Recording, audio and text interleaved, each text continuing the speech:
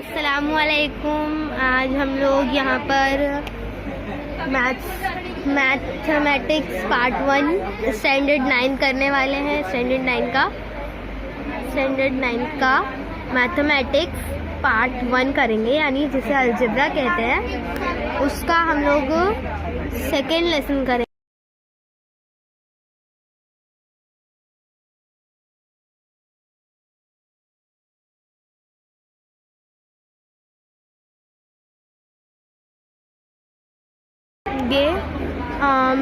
Second lesson real numbers, ये वाला chapter हम लोग करने वाले हैं। पेज नंबर 19 है, उसका हम लोग प्रैक्टिस सेट 2.3 का फर्स्ट क्वेश्चन पहले देख लेते हैं। State the order of the surds given below. First question है 3√7। आगे देखते हैं हम लोग। यहाँ पर मैंने कुछ क्वेश्चंस पहले से ही सॉल्व कर ली हूँ। आप लोगों को मैं आगे के क्वेश्चन सॉल्व कर दिखाऊंगी। तो यहाँ देख सकते हैं प्रैक्टिस सेट 2.3। फर्स्ट क्वेश्चन है set the order of the surds given below. जैसे कि अभी इधर पर किताब में हमने देखा, तो उसी तरीके से फर्स्ट था 3√7। अब जो 3√7 है उसका जो 3 है, 3 is a order of surd. जो 3 है वो सर्ड का ऑर्डर है। यानी मैं आपको एक बार बताती हूँ, एक सेकेंड। इस क्वेश्चन में हम लोगों को देखना है कि ऑर्डर क्या है। तो यहाँ पर ऑर्डर, तो एक सेकेंड, यहाँ पर हमको सबसे पहले देखना होता है जो ऑर्डर है, ये जो सर्ड है, एक्चुअली ये एक सर्ड है, सर्ड। और ये जो सर्ड है उसका ऑर्डर क्या है, यानी ये जो छोटा सा नंबर लिखा होता है ना, ये क्या है, वो एक ऑर्डर होता है। ये ऑर्डर एक ये है। अब 3√7 का ऑर्डर 3 होगा, क्योंकि ये जो छोटा सा लिखा होता है ना, ये ऑर्डर होता है। तो आगे में देखते हैं। आगे में यहाँ पर तो सेकेंड वाले में 5√12 है। तो आप लोग कहेंगे कि 5 एक ऑर्डर है, बट नहीं, 5 एक ऑर्डर नहीं है, क्योंकि 5 बड़ा सा लिखा है, यहाँ छोटा सा लिखा होता है। देखिए 3 कितना छोटा सा है, वैसे ये 5 छोटा नहीं है, तो इसलिए यहाँ पर भी हमको छोटा ही चाहिए। तो यहाँ कुछ नहीं है, मतलब 2 है। जहाँ कुछ नहीं होता वहाँ 2 होता है, ये समझ लीजिए। तो इसका ऑर्डर होगा 2। मैं आपको एक बार दिखा, यहाँ देख सकते हैं 5√12। तो इसका order 2 is the order of surd, क्योंकि यहाँ कुछ नहीं है, मतलब 2 है। तो अब थर्ड देखते हैं।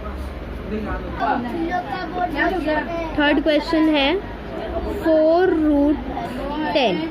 अब ये 4, ये 5 कितना है, या ये 4, ये 3 कितना है, 3 कितना है, सबका आंसर यही है ना, क्योंकि ये 4 छोटा सा है। तो इसका ऑर्डर क्या होगा, 4√10 का ऑर्डर क्या होगा, 4। ओके, यहाँ देख सकते हैं आप लोग, 4 is the order of surd 2। Okay, अब यहाँ देखते हैं फोर्थ क्वेश्चन √39। अब यहाँ तो कुछ भी नहीं लिखा है, ना तो इस तरीके का बड़ा सा 5 है, ना छोटा 4 या 3 या कुछ भी नंबर है, अदर नंबर, यहाँ तो कोई नंबर नहीं है। तो इसका ऑर्डर क्या होगा, आप लोग भी कंफ्यूज हो गए। मैंने क्या बताया था सेकेंड क्वेश्चन में, यहाँ पर मैंने बताई थी कुछ नहीं है, मतलब 2 है। तो यहाँ पर भी कुछ नहीं है, मतलब 2 है। अब 2 है तो इधर पर इसका ऑर्डर क्या होगा, 2 is the order of surd. इस तरीके से लिख लीजिए, ये देखिए 2 is the order of surd. अब देखते हैं आगे का फिफ्थ क्वेश्चन 3√18। इसके अंदर छोटा सा नंबर क्या है, 3, तो इसका ऑर्डर होगा 3। यहाँ देखिए 3 is the order of surd. अब आगे बढ़ते हैं हम लोग। क्वेश्चन नंबर 2 क्या है, state which of the following are surds, justify. यहाँ आपको बताना है कौन सा, यहाँ पर ये कौन सा फॉलोइंग, कौन सा क्वेश्चन सर्ड है, और है तो कैसे, उसको आपको सॉल्व कर कर दिखाना है। जस्टिफाई मतलब उसको उसके सबूत के साथ दिखाना है। तो आगे देखते हैं हम लोग। यहाँ सॉल्यूशन देख सकते हैं 3√51। फर्स्ट क्वेश्चन था 3√51।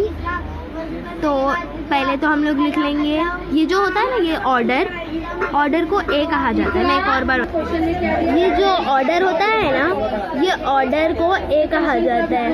ए किसे कहा जाता है? ऑर्डर को ए कहा जाता है। और ये जो रूट के अंदर जो नंबर होता है ना, उसे एन कहा जाता है। ऑर्डर को क्या कहा जाता है? ए, और रूट के अंदर जो नंबर होता है उसे कहा जाता है एन।